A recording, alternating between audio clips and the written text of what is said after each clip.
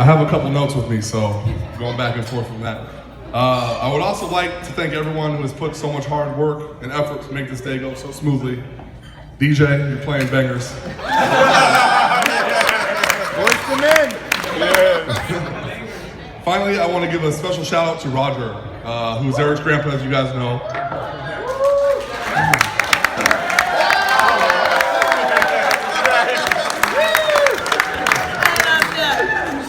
Roger did a great job with the ceremony today.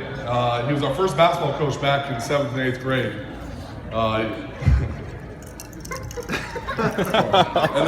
He can also be credited with giving us our first passion for basketball when me and Erik were both in elementary school. Always pushing us to do better, always pushing us to, I guess, score baskets and win games, first of all. And I think Erik and I would both agree that if we could be a fraction of the man that Roger is, and still be able to do headstands past 80 years old, I think we'd both be okay with that. Woo! Roger. Roger!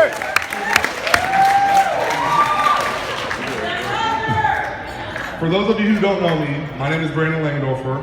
I'm the best man, as you can see. It's kind of hard to hide up there next to Erik.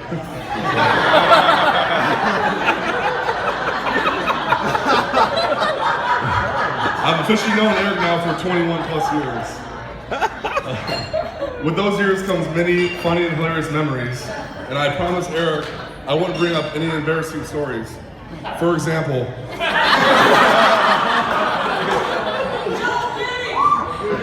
the time he wore full University of Oregon duck gear to a duck game, and he was a junior at University of Washington.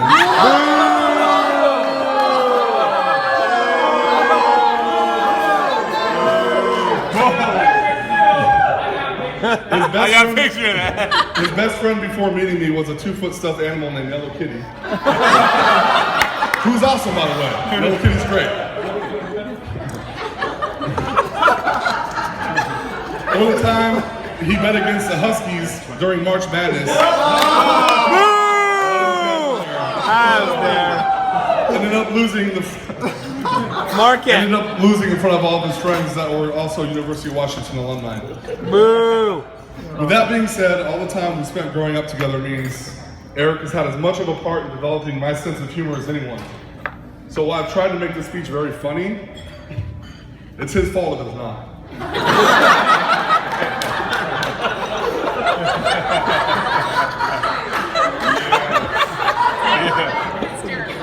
At first, I know what a lot of you may be thinking. How did Erik ever become friends with the guy who's twice his size?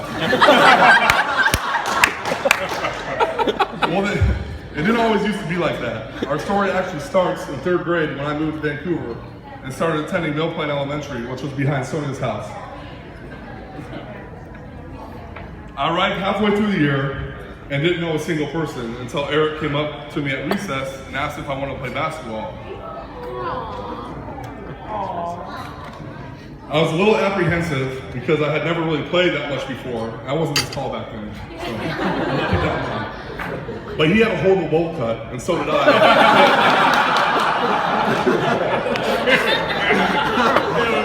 And well, that was good enough for me. From that point on, our friendship grew as we spent most of our time playing basketball and trading basketball cards.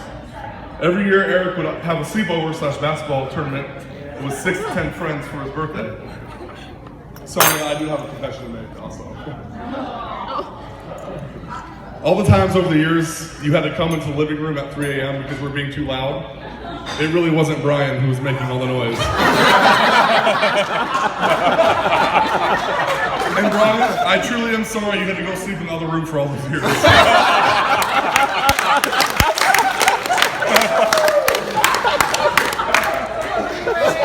We love you, Brian. Everything at that age was strictly basketball, and it seemed like it flew by. I'll never forget waiting for you every summer to get back from Michigan when you would visit your dad, Ben, and your stepmom, Young. When college came, we went our separate ways.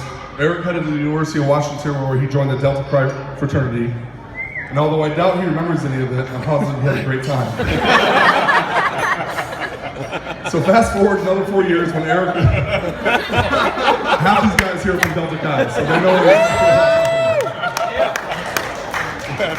So fast forward another 4 years when Erik was looking to extend his education for a master's degree, and I moved down to San Diego.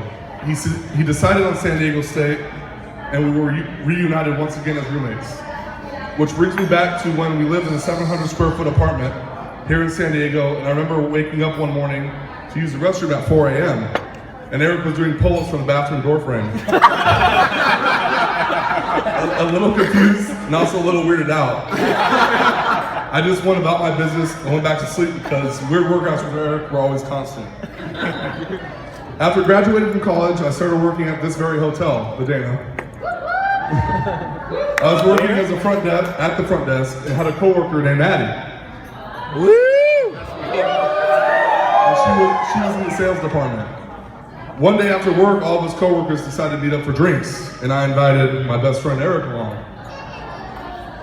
Well, after that night, Erik was constantly telling me to put a good word into Addie. Like non-stop, literally, like every day. Like, what's she doing? I was like,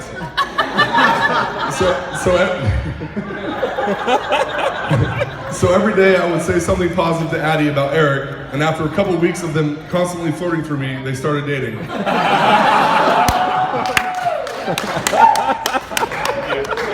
I thought everything was going great until Erik wore one of his Ed Hardy super slim fit V-necks.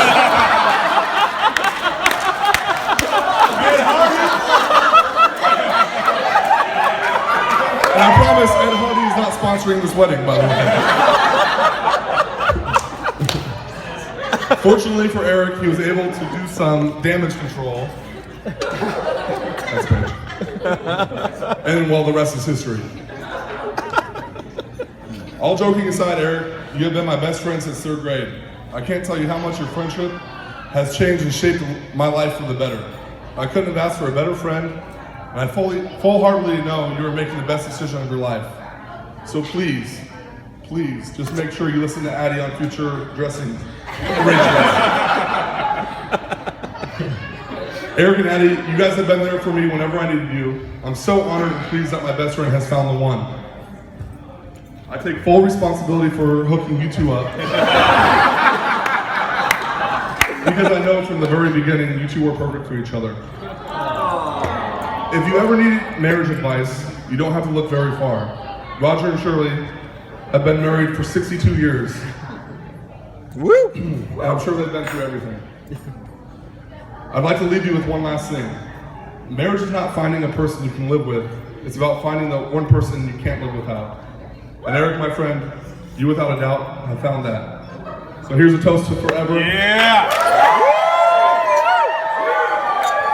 To Mr. and Mrs. Hur.